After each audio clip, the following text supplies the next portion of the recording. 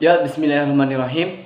Di sini saya akan menjelaskan pada kalimat pertama. Kalimat pertama di sini berbunyi, "The COVID-19 pandemic has been a global public health disaster since early 2002."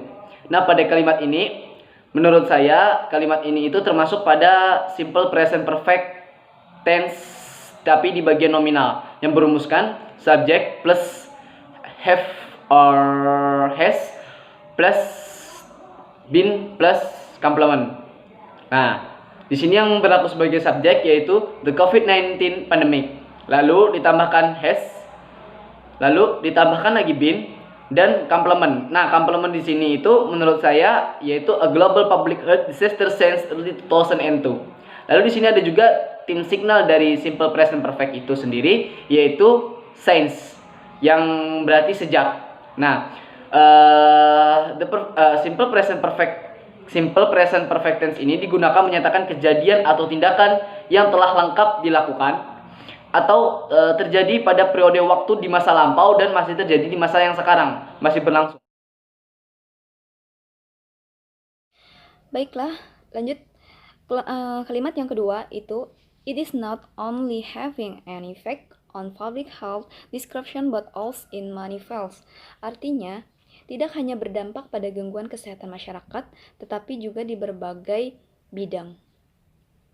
Kalimat yang kedua ini menurut saya itu simple future tense. Kenapa? Karena bentuk tense yang digunakan untuk menyatakan kejadian yang ada di masa yang akan datang. Dan juga di sini kalimatnya it is not only. Nah, not itu termasuk dalam rumus kalimat negatif. Rumusnya ini yaitu subject plus will plus not plus verb plus object, atau subject plus to be plus not plus going to plus verb plus object. Jadi it itu dimasukkan jadi subjek dan to be-nya itu is dan not itu. Karena kenapa sampai negatif? Karena not itu termasuk rumus negatif dan menyatakan tidak. Nah, di sini kan artinya tidak hanya berdampak pada gangguan kesehatan. Kalimatnya berbunyi seperti ini. Education is one of important area that forced to create a big change in the system due to this situation.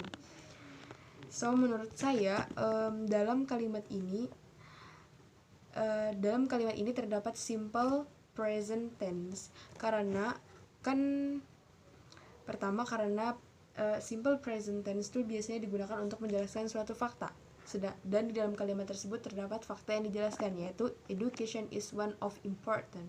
Jadi yang artinya pendidikan salah satu hal yang penting dari bla bla bla, dan kemudian menurut saya sesuai rumus dari simple present tense, yaitu subject plus to be dan object. Kalimat keempat sendiri, yaitu teksnya berbunyi, the government has issued a decision that there is no learning in the classroom while the pandemic is not over yet. Yang artinya, pemerintah telah mengeluarkan keputusan bahwa tidak ada pembelajaran di kelas sementara pandemi ini belum berakhir. Pada kalimat keempat sendiri itu saya saya memutuskan itu ada dua tenses, yaitu present perfect dan simple present. Untuk present perfect sendiri itu pada teks the government has issued a decision, yang artinya pemerintah telah mengeluarkan keputusan.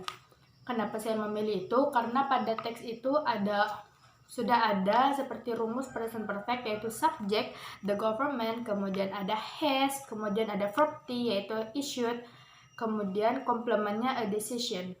Nah, untuk simple present sendiri itu ada pada kalimat there is no learning in the classroom, yang mana di situ ada subjek yaitu there, kemudian ada is, kemudian ada not, dan komplementnya in the classroom.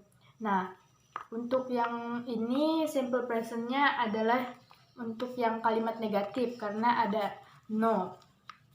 Kemudian yang ketiga juga simple present, yaitu pada teks "This pandemic is not over yet", yang mana ada subjek yaitu this pandemic, kemudian ada is, kemudian ada not, dan komplementnya yaitu over. Nah, kenapa? Karena simple present ini yang teks ketiga juga sama dengan yang kedua, yaitu simple present yang negatif. Kemudian untuk kalimat kelima yaitu in Indonesia it is applied in regions such a black zone, red zone, orange zone, and yellow zone area. Yang artinya di Indonesia istilah ini digunakan di kawasan seperti zona hitam, zona merah, zona oranye, dan zona kuning. Nah, pada kalimat kelima ini yaitu mengandung passive voice. Kenapa? Karena rumus passive voice yaitu to be plus verb T. Nah, di sini saya memilih passive voice pada kalimat it is applied. Nah, itu to be-nya yaitu is, kemudian untuk verb T-nya yaitu applied, yaitu verb T dari apply, applied, yang artinya digunakan atau menggunakan.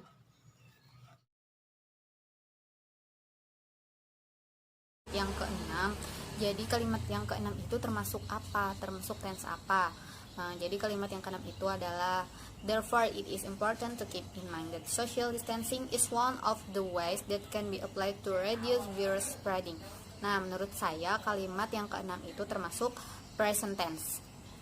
Jadi apa present tense itu? Jadi present tense itu kan sesuatu yang kita lakukan itu secara berulang-ulang, secara terus-menerus, baik di masa sekarang, di masa lampau, ataupun di masa yang akan datang. Nah, jadi kan di situ ada kalimat therefore it is important to keep in mind that. Nah, atau oleh karena itu perlu diingatkan bahwa.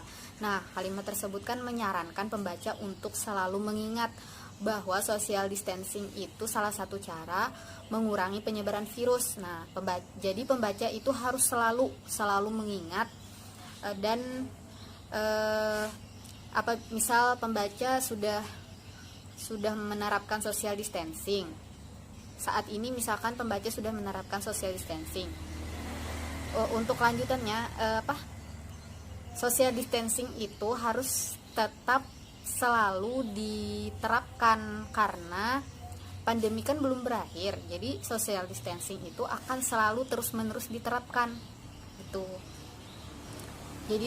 Jadi kalimat tersebut termasuk present tense. Gitu. Lebih jelasnya gini. Oleh karena itu perlu diingatkan bahwa, nah, itu kan menunjukkan bahwa social distancing itu harus menjadi kebiasaan dari sekarang sampai nanti yang tidak tahu kapan berakhirnya karena virus corona belum berakhir. Jadi kalimat yang keenam itu termasuk present tense. Sekian.